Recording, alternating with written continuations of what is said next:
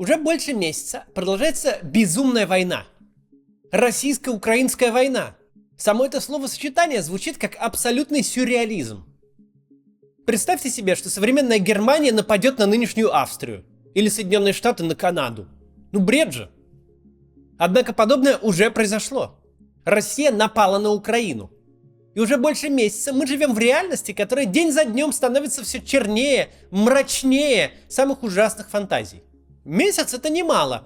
В течение одного месяца война против Украины успела разделиться на несколько разных этапов. И сегодня будет одно из самых пессимистичных видео на моем канале.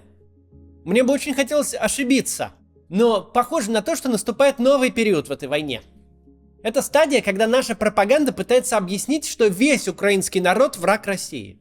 Мы видим сейчас первые признаки того, что российская пропаганда начинает культивировать ненависть россиян к украинцам. Не к отдельным неонацистам и наркоманам, как это было прежде, не к украинскому даже государству, а к украинским гражданам как таковым. Сейчас я поставлю большой фрагмент из выступления главного редактора Russia Today Маргариты Симоньян. Я прошу прощения, что заставляю вас смотреть целую минуту из этого крайне неприятного выступления этого крайне неприятного человека. Но это важно для понимания ситуации, потому что Симоньян — это одно из главных лиц и один из главных голосов российской пропаганды. И она первой часто говорит те вещи, которые потом становятся в российской пропаганде мейнстримом. Поэтому, как говорится, уберите детей от экранов и давайте послушаем. К ужасу, к сожалению, и общему нашему молчаливому изумлению, значительная часть Украины, украинского народа, безусловно, не все, и я надеюсь, что даже не большинство, но значительная часть оказались охвачены вот этим безумием нацизма. Так случалось в истории человечества. Мы же не можем говорить, что вот немцы были такими всегда. Правда? Когда они были такими всегда? Во времена своей великой литературы они были нацистами? Нет, они были нацистами в определенные годы. Вдруг стали и вдруг перестали быть. Мы же не можем сейчас сказать, что сейчас поголовно все немцы нацисты. Или даже уже в 50-х годах. Нет. Это работа для психиатров. Коллективное безумие нападает на значительное число людей, а потом они как просыпаются и сами не могут понять, как они могли.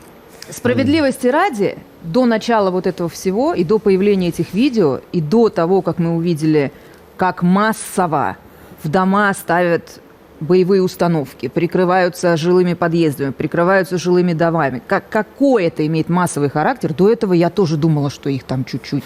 Ты понимаешь? Ну, я точно не могла себе представить, что их там столько. Что это, просто явление, это основная вообще сила действующей Украины. Именно сила в плане force, как вот это сказать по-русски, Майкл, военной силы. Да. Вот она такая. Я тоже думала, что это группировки, да, власть с ними заигрывает, да, власть ставит памятники, там, Бандера, праздники, в школах объясняет. Не может же быть, что наш народ, наш, который вместе с нами воевал с нацизмом, и вдруг у них так много их стало. Пожалуйста. Да. Пожалуйста. Да. Это как минимум десятки тысяч людей, это только те вооруженные люди, которые это делают, которых мы по телевизору видим, мертвыми и живыми. За месяц российская пропаганда сильно эволюционировала.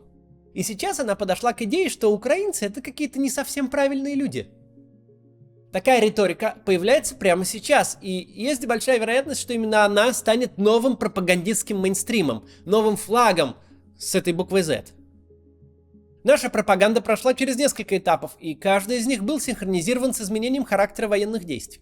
Поэтому стоит поговорить о том, на какие периоды уже успела разделиться эта безумная и никому не нужная война. И как положение дел на фронтах влияет на освещение войны в российских масс-медиа.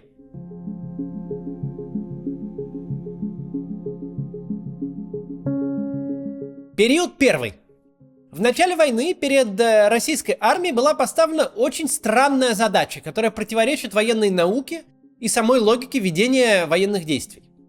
Российской армии было приказано минимизировать, а по возможности и вовсе исключить потери в живой силе вооруженных сил Украины. Перед началом спецоперации кремлевские идеологи выработали теоретическую концепцию, от которой у профессиональных военных экспертов волосы вставали дыбом. Согласно этой фантазийной концепции, в Украине есть вооруженные силы и есть отдельные малочисленные силы неонацистов. Регулярная украинская армия, дескать, ни под каким видом не захочет воевать против братской России. Особенно, если ее хорошенько припугнуть массированным ракетным ударом по складам, взлетно-посадочным полосам, командным пунктам и объектам противовоздушной обороны. Российские войска, согласно кремлевской концепции, столкнутся в бою на украинской земле не с вооруженными силами Украины, а лишь с небольшими группами идейных националистов. И при неучастии основных сил украинской армии даже небольшой российской группировки в 150 тысяч человек хватит, чтобы в кратчайшие сроки на голову разбить несколько сотен фанатичных нациков, как говорили по телевизору. Вспомним первые выступления Владимира Путина. В них он обращается к украинским солдатам и офицерам как к товарищам. В одном из обращений Путин так прямо и сказал украинским военным: «Уважаемые товарищи, расходитесь по домам». Уважаемые товарищи, ваши отцы, деды и прадеды не для того сражались с нацистами, защищая нашу общую родину, чтобы сегодняшние неонацисты захватили власть на Украине. Вы давали присягу на верность украинскому народу, а не антинародной хунте, которая грабит Украину и издевается над этим самым народом. Не исполняйте ее преступных приказов. Призываю вас немедленно сложить оружие и идти домой. Владимир Путин поверил в собственную пропаганду, которая сконструировала образ несуществующих украинцев и несуществующей украинской армии, для которой братская любовь к России превыше военной присяги. Армии, которая позволит Путину занять свои города без боя и установить там свою власть. В результате уже в первые дни российская армия понесла тяжелые потери. Ее, вопреки путинским ожиданиям, украинские военные встретили не хлебом и солью, а огнем на поражение. Накануне войны Путин долго и подробно говорил о том, что Украина как государство — это сущее недоразумение. Путину и в голову не приходило, что его речи о несостоятельности Украины лучше всего мотивируют украинцев обороняться. Потому что те вымышленные украинцы и украинские военные, которые жили в голове Владимира Путина, сами тоже относились к своей стране как к недоразумению и жаждали воссоединения с исторической Россией. Но реальность вне головы Путина оказалась совершенно другой. И уже самые настоящие реальные жители Украины встречали российских солдатов возгласами, чтобы они шли отсюда подальше, а украинские военные встречали огнем. Российское руководство, пропаганда и армия и силы вторжения не были готовы к тому, что вооруженные силы Украины начнут выполнять свое прямое предназначение – защищать свою страну от внешнего вторжения. Поэтому в конце февраля для хромающей идеологической концепции пришлось придумывать костыли. Дескать, украинская армия в основном, конечно, не сопротивляется. Но отдельные части украинских войск якобы вынуждены сражаться только потому, что их заставляют воевать нацисты и наркоманы. Бой-столкновения российской армии, как и ожидалось, происходят не с регулярными частями вооруженных сил Украины, а с националистическими формированиями, которые, как известно, и несут прямую ответственность за геноцид на Донбассе и кровь мирных граждан народных республик. Кроме того, националистические элементы, внедренные в состав регулярных украинских частей, не только подстрекают их к оказанию вооруженного сопротивления, но по сути играют и роль заградотрядов. Путин даже отдельно обратился к украинским солдатам и офицерам. Мол, берите власть в свои руки и не позволяйте нацистам принуждать вас воевать против братской России. Видимо, тут ожидалось, что украинские военные должны арестовать Зеленского и сдаться Путину. Еще раз обращаюсь к военнослужащим вооруженных сил Украины. Не позволяйте неонацистам и бендеровцам использовать ваших детей, ваших жен и стариков в качестве живого щита. Берите власть в свои руки. Похоже, нам с вами будет легче договориться, чем с этой шайкой наркоманов и неонацистов, которая засела в Киеве и взяла в заложники весь украинский народ. В начале войны российская пропаганда еще стеснялась говорить о боевых действиях против регулярной украинской армии. Речь шла в основном о спецоперации против нацистов. И всех, кто сопротивлялся, стали тупо причислять к этим самым нацистам. К примеру, зловещий полк Азов — это примерно 1000 человек, значительно меньше, чем личная армия Кадырова. Но в российском информационном поле в азовцев стали записывать чуть ли не всех украинцев, защищающих свою страну. С 1000 бойцов полка Азов 150 тысяч человек российского оккупационного войска воевали, по словам телевизора, недели 3. Да и сейчас продолжают. Поначалу солдаты и офицеры вооруженных сил Украины официально не считались врагами. И среди самих украинцев тогда еще не успела вскипеть настоящая ненависть. В первые дни войны украинские граждане, встречая российских военных, спокойно с ними разговаривали, чуть ли не по-дружески просили их вернуться к себе домой. Это зафиксировано на видеозаписях. Посмотрите, это второй день войны. Сломались, пацаны. Сломались. Закончил соляр. Можно оттащить на Россию обратно. А вы хоть знаете, куда вы едете? Нет. Куда? Я нет. На Киев, блядь, хуярите. Да. А что там по новостям говорят? Ну, у вас пока все на нашей стороне. Ваши и плен сдаются хорошо. Потому что тоже пацаны не знают, куда ехать, блядь. И я вот всю колонну пообспрашивал таких, как вы. Никто не в курсе вообще, кто куда едет.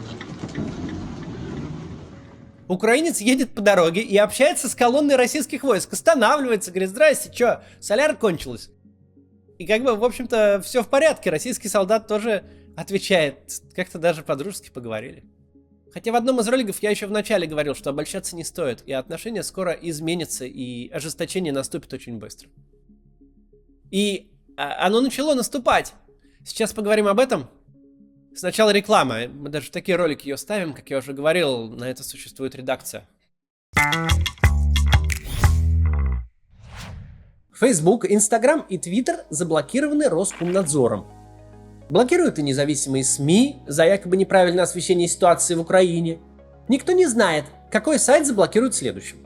Вполне возможно, что скоро единственным доступными в стране соцсетями будут Одноклассники и ВКонтакте, которые не лучшим образом обращаются с вашими переписками и персональными данными. Сегодня VPN из роскоши превратился в необходимость. Если вы хотите сохранить доступ к привычным соцсетям, сайтам и мессенджерам, вам придется им пользоваться. Но сразу предупрежу, бесплатные VPN редко бывают действительно бесплатными. Часто они занимаются продажей ваших личных данных. А кому они их продают и зачем – большой вопрос. Если вы присматриваете себе подходящий и безопасный VPN, обратите внимание на Surfshark. Он не связан с Россией, не накладывает на нас никаких санкций, а подписку можно приобрести через WebMoney, Крипту и UnionPay. Так вы обойдете блокировку российских карт за рубежом. Оформив одну подписку, вы сможете использовать Surfshark на всех ваших устройствах. Помимо обхода навязанных нам блокировок, Surfshark поможет избежать ценовой дискриминации, когда цены изменяются в зависимости от вашего местоположения. Это полезно при покупке, например, авиабилетов. Также с помощью Surfshark можно блокировать ненужную рекламу, увеличивая скорость загрузки контента. Для моих подписчиков по промокоду CATS Surfshark предоставляет скидку в 83% на оформление подписки, плюс 3 месяца дает в подарок. Ссылку на VPN Surfshark я оставлю в описании. Всегда такая реклама была у нас. Продолжим. Перейдем ко второму этапу войны в понимании российской пропаганды. На втором этапе военных действий российской пропаганде все-таки пришлось признать очевидное. Российские войска воюют не против нескольких батальонов неонацистов и наркоманов, а против всей украинской армии. Уничтожение живой силы вооруженных сил Украины стали преподносить уже не как прискорбные сопутствующие потери, а как успех российской армии. Объяснить такое людям уже сложнее. Зачем, собственно, Россия уничтожает вооруженные силы Украины? Если принять за нормальность уничтожение военных объектов другой страны, то и в России можно ударить по очень многим военным частям, и очень многие страны спокойно могут это сделать. Вторгнуться на территорию соседней страны безо всякой причины и уничтожать там армию – это совершенно ненормально, и это всем понятно, что это ненормально. И было понятно, что в России это не встретит понимания, и долго продавать такую историю не выйдет. Поэтому внутри России были приняты беспрецедентные законы военного времени. За неправильную позицию в войне, выраженную публично, грозит срок в тюрьме дольше, чем за убийство. Закрыты последние оставшиеся независимые СМИ, включая главную радиостанцию «Новой России» «Эхо Москвы», закрывшуюся до этого только во время ГКЧП. Однако на втором этапе войны еще присутствовало четкое разделение. Российские войска ведут боевые действия против украинской армии, но не против украинского народа. Российская армия не действовала как германский вермахт. Ее, к счастью, никто и не готовил быть вермахтом. Поэтому на втором этапе войны получилось странное сидение на двух стульях. В тех населенных пунктах Украины, которые российской армии удалось захватить, вроде бы надо устанавливать оккупационный режим. Однако на этом этапе российские войска психологически не готовы силой подавлять выступления гражданского населения. Российского солдата не готовили быть оккупантом. Он пока теряется и не знает, что делать, когда разъяренные местные жители перекрывают ему дорогу, не дают проехать, окружают толпой и, того и гляди, голыми руками отберут у него автомат. Не будет же он стрелять по толпе, которая кричит ему проклятие на родном русском языке и выглядит ровно так же, как его одноклассники и родители дома. Из крупных городов Украины российской армии удалось захватить только Херсон. Остальные города продолжают обороняться. Мы много раз на нашем канале повторяли, что Украина — это очень урбанизированная страна, где любая армия вторжения встретится не с одним Сталинградом. О том же самом предупреждали военные эксперты. Если город обороняется, то его не получится взять, не запачкав руки. Взятие города — это всегда масштабное разрушение жилой застройки, это страдание и гибель многих мирных жителей. Чтобы брать украинские города, нужно быть бездушным вермахтом, которому плевать на судьбу гражданского населения. На втором этапе войны российская армия еще как-то пыталась соблюдать приличия. Бомбить цели в украинских городах, но как бы бомбить их чуть-чуть. А в оправдании сопутствующих разрушений жилых домов была придумана бредовая концепция. Дескать, украинские войска прикрываются мирными жителями в украинских же городах. Это утверждение просто нелепо. Конечно же, российской армии было бы очень удобно, если бы вооруженные силы Украины не защищали свои города, а вышли бы в чистое поле, где их с чистой совестью можно было бы уничтожить авиацией, артиллерией и оперативно-тактическими ракетными комплексами. Немцам в 40-е тоже было бы удобнее, если бы все защитники Сталинграда вышли из города в голую степь. Белорусские партизаны вышли бы из лесов, а на Кавказе советские горнострелковые части спустились бы с гор. Но так не бывает. Любому человеку, хоть немного смыслящему в военном деле, было очевидно, что украинские города превратятся в крепости, которые не получится захватить малой кровью и в белых перчатках. И вина за разрушение жилых кварталов ляжет на того, кто напал, кто безо всякой причины их штурмует, а не на того, кто защищается. Это было очевидно, и так и случилось. Неудивительно, что даже локальные разрушения в украинских городах усиливали ненависть со стороны граждан Украины. Она стала находить свое выражение как в отношении к оккупационным силам, так и, к сожалению, в отношении к российским пленным, хотя украинское руководство всегда требует относиться к пленным нормально в соответствии с Женевской конвенцией. Но перейдем к третьему этапу войны. Из-за принципиальной невозможности достичь военного успеха и одновременно сохранить при этом человеческое лицо, российской армии в конце концов пришлось полностью развязать себе руки.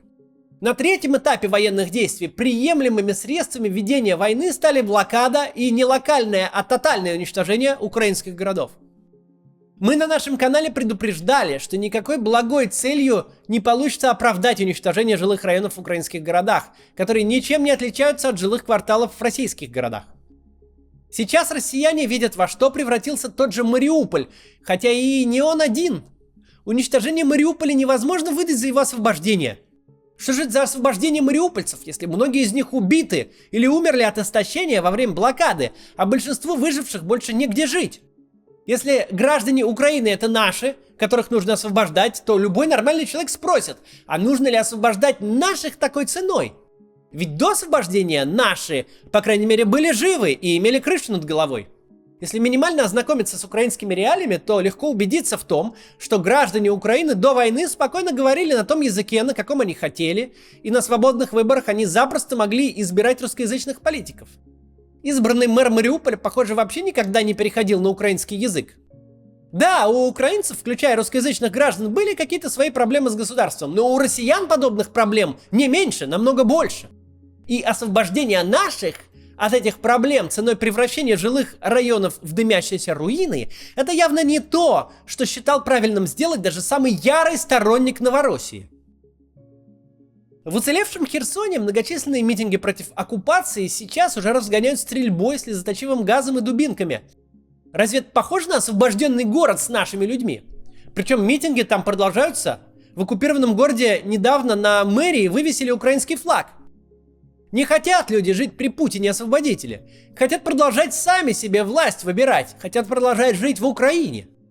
Это очевидное противоречие приводит к коренному изменению риторики российской пропаганды. Граждане Украины больше не наши. И Россия даже на словах их больше не освобождает.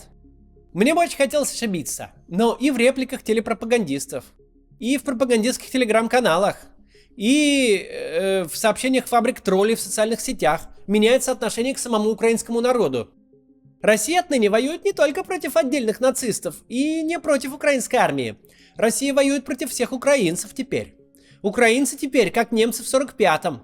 Когда идет штурм Берлина, задача беречь жизни берлинцев не ставится в принципе.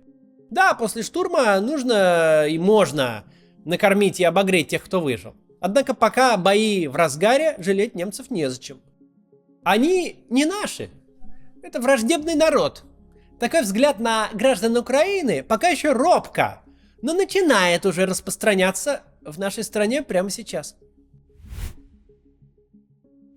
Наша страна вроде бы так гордится победой над нацизмом, но несмотря на это, в ней много лет культивировалось чувство национального превосходства. Россияне – последние из могикан, только они по-прежнему сохраняют общечеловеческие и семейные ценности, свою исключительную духовность. За рубежом-то люди даже детей своих любить разучились. Сплошь разврат, извращение, пропаганда ЛГБТ с яслей и моральное загнивание. Только мы не забыли, как надо жить, как надо любить своих родных и свою родину. Мы, ну и может быть еще китайцы не забыли. Кроме того, только у нас и может быть кое-где в Азии у власти настоящие исторические деятели, а все остальные зарубежные политиканы сплошь клоуны, извращенцы и безвольные мальчики в коротких штанишках. Особое место в этом представлении об окружающем мире занимали украинцы. Они, дескать, младшие братья россиян.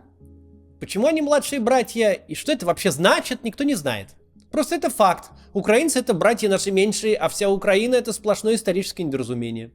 Украинский язык это типа смешной диалект русского. А любая поддержка нелепого украинского наречия это тяжкое оскорбление России и геноцид русских. Безусловно, каждый российский пропагандист первый специалист по Украине.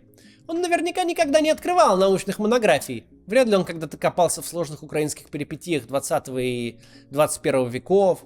Он не отличит Центральную Раду от Верховной Рады. Он в жизни не слышал про какую-нибудь Донецко-Криворужскую республику и другие эпизоды из богатой истории этого очень сложного государства. Тем не менее, каждый российский телеведущий или политик сам себе украинист. И он без всякой монографии прекрасно знает, что такое Украина в прошлом и в настоящем. Конечно, российские пропагандисты и лично Путин лучше самих украинцев видят будущее Украины и лучше знают, как им жить в своей стране. Но с чего вдруг вообще украинцы должны признавать как аксиому мудрость и верховенство россиян? Это же бред какой-то. А потому что, вот так вот. Потому что так годами твердит российская пропаганда. Годами в России взращивалось чувство национального превосходства. История 20 века Россию ничему не научила. Хотя учиться нам было гораздо проще, чем немцам. Немцы усвоили уроки прошлого, переступая через чувство собственной вины. Нам было легче, мы потомки победителей нацизма. Но в итоге кто лучше выучился? У кого прививка от идей собственного превосходства оказалась сильнее? У нас или у немцев? В России много лет понятный лозунг «лишь бы не было войны» подменяли возгласами «можем повторить». Чем дальше уходило поколение фронтовиков, тех, кто видел войну, тем громче раздавалось это «можем повторить». Ну вот и повторили. Бомбим Киев и Харьков. Держим в блокаде крупный портовый город Мариуполь. Мы повторяем прошлое, и совпадение здесь вплоть до стилистики. Национальный лидер рассуждает о национал-предателях. Даже не просто о предателях, а именно о национал-предателях. Чтобы звучало совсем как цитата из Майн Кампфа. Из всей возможной символики выбрана не то половинка свастики, не то повернутая на бок эсэсовская молния. Именно ее, а не красную звезду или двуглавого орла насаждают по всей России сейчас. И чтобы совсем не оставалось сомнений, за кем именно руководство России повторяет, российская полиция стала преследовать людей за плакаты «Нет войне» и «Фашизм не пройдет». Дожили! В России выйти с плакатом «Фашизм не пройдет» стало дискредитацией российских вооруженных сил. Оставалась самая малость. Оставалось только объявить, что украинцы это какие-то неправильные люди. Ведь если они в массе своей не дают нам себя денацифицировать, это же не с нами, а с ними что-то не так. Что ж, вот и пришли к этой идее. Напомню, что у нацистов когда-то тоже были пропагандистские лозунги, мол, они пришли десоветизировать русских. Советские граждане, правда, этой убийственной десоветизации не оценили. А незваных освободителей от большевизма возненавидели так, что вторым по популярности стихотворением после «Жди меня» стало «Убей немца». Не хотелось бы, чтобы в скором времени такие стихи писали про Россию. Войну можно закончить, города можно отстроить заново, экономику можно восстановить, однако ненависть между двумя культурно близкими народами, причем ненависть взаимную, изживать придется долгими десятилетиями. Ненависть очень легко взрастить, но вот чтобы ее выкорчевать, понадобятся годы и годы совместных, согласованных, тщательных усилий по обе стороны границы. Война, которую развязал Владимир Путин, это тяжкое преступление против Украины и против России. Последствия этого преступления уже не ограничиваются сроком пребывания Путина у власти. Путин уйдет, поколение сменится, но ненависть не получится просто так выключить, даже если у будущих лидеров России и Украины появится на то политическая воля. А еще надо, чтобы она в будущем появилась, что тоже отнюдь не гарантировано. Я не знаю, надолго ли в российской пропаганде появился мотив ненависти к украинцам. Возможно, это казус исполнителя, и спикеров вроде Маргариты Симонян скоро одернут. Но не менее вероятно, что совсем скоро россиян начнут психологически готовить к тому, что Украину целиком и Киев в частности нужно уже не освобождать, а брать. С военной точки зрения попросту невозможно освободить город, который не хочет, чтобы его освобождали. Его можно только превратить в руины, а затем захватить. А чтобы это сделать, нужно забыть о том, что там живут наши. Там не наши, а враги должны жить. Киев теперь будет не мать городов русских, а вражеский город, который жалеть не нужно. С ним можно и нужно будет поступать так же, как когда-то поступал Вермахт. Такая вот новая концепция. Я не знаю, к чему может привести такая новая риторика российской пропаганды, но сейчас уже похоже на то, что в скором будущем действительно понадобится денацификация. Только не Украины, а России. И это придется делать нам с вами. Во всей этой ситуации есть одна страна, которая позволяет мне сохранять надежду, что все-таки все будет с нами хорошо. И это украинское руководство. Владимир Зеленский с самого начала войны ведет себя в высшей степени достойно. Огромный опыт публичных выступлений позволяет ему сочетать, казалось бы, совсем несочетаемое. Вдохновлять и мотивировать собственную армию и людей, и тут же призывать к миру и согласию российскую сторону. Очень легко было бы скатиться в одну из крайностей. В откровенный милитаризм и торговлю ненавистью, что в его случае было бы понятно и объяснимо, и никто бы его не осудил. Либо в откровенное пораженчество и мольбы о пощаде. Но нет ни того, ни другого. Мы видим мужественного лидера, который стремится к миру, но не миру любой ценой. Вчера Владимир Зеленский дал интервью на русском языке российским средствам массовой информации. И интервью это он давал так, как хочется до того дожить, давал бы адекватный российский лидер. Без ненависти, с искренней болью о жертвах с обеих сторон. Вообще смотреть на Зеленского и Арестовича зрелище бесконечно горькое, потому что нельзя их не сравнивать с российскими спикерами, в первую очередь с Путиным. Что выглядит так, будто мы отстали от соседа не на поколение, а на целую эпоху развития человечества. Украинское руководство ведет войну на своей территории. Войну против превосходящего противника. Их дети гибнут, города рушатся. Они имеют полное моральное право на ненависть. Имеют право выступать в духе симоновского «убей его». Но они этого не делают. Они говорят о том едином когда-то пространстве, которое разрушил Путин, о жертвах, о гуманитарных коридорах, о мирных переговорах. Призывают своих солдат к гуманному обращению с пленными, просят забрать и предать по человеческой земле, а не в мусорных пакетах, тела солдат противника. Тем временем, пока с другой стороны, которая не ведет освободительную войну на своей территории, которая пытается захватить чужую, в силах которой эту войну остановить прямо сейчас, мы вперемешку слышим безумные исторические теории, рассуждения о генетическом оружии, о национал-предателях, которых нация выплюнет как мошек. Когда слушаешь Путина и его окружение, есть лишь один вопрос. Ладно, они считают зрителей умственно отсталым, но сами-то они в ладах с рассудком. С этим интервью Зеленского вообще с каждым появлением его на публике та зияющая пропасть, в которой оказалась Россия, становится слишком контрастной. И может быть поэтому его пытается запретить Роскомнадзор, обращаясь даже к тем СМИ, которые он уже заблокировал. Когда мы видим Зеленского, мы смотрим на президента-человека, на главу государства с человеческой речью и реакциями здоровой психики, который говорит по-русски. И мы думаем, а так бывает? А вот бывает. Нет нацизму. До завтра. Надо ли оно им? Я просто не уверен, что им эти списки надо. Потому что как только появляются какие-то эти пацаны, там просто дети. Особенно вот эти 3-й, 4-й год. Или, вот, я просто вообще удивлен, что такое. Вот.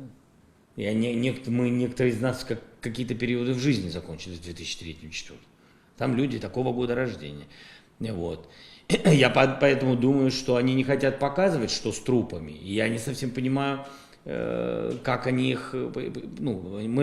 Там есть специальный процесс, как эти люди, мы хотим их передать, мы хотим отдавать, мы не хотим держать трупы, вы же это прекрасно понимаете, мы хотим, чтобы они уехали. Вот. Они сначала отказывались, потом там еще что-то, потом какие-то мешки нам предлагали, еще. Слушайте, смотрите, это все выглядит, я даже не знаю. Знаете, у нас у всех, наверное, что-то в жизни было, когда уходили люди, даже не близкие люди, не родные, даже когда, слушайте, даже когда собака или кошка умирает, так не поступают. То есть это в общем, это мусорные пакеты. И вообще я не понимаю, вообще, честно, что себе думают люди, особенно что думают себе родители этих детей.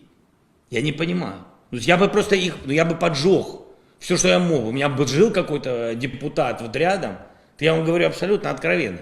Я, в принципе, такой человек и был и до президентства. У нас бы люди набили бы морду такому главе там района или чего-то, если привезли в мешке что-то или не хотели забирать, или скрыли. Как это, мать там, кто бы ни был. Это я вам говорю, как президент воюющей страны с русскими солдатами, которые сюда пришли, и мы их ненавидим. То, что они делают. Послушайте, есть же как бы в ненависти, это война. Но это же не скот. Это же не скот. И поэтому это все меня очень, конечно... Почему это страшно все? А я вам скажу. Потому что страшно... А страшно, потому что когда отношение такое к своим, то какое же отношение ко всем другим? А мы точно не свои для правительства России. Вот это страшно. Я считаю, что это дикость, и все это плохо закончится. Для Украины мы понимаем, во имя чего. Что вот у вас, я не хочу вас обижать, простите, если я буду говорить у вас, я просто не знаю, как по-другому сказать. Говорю, как есть. Вот что у вас в стране происходит в России, для меня это, в общем, непонятная вся эта история, трагедия.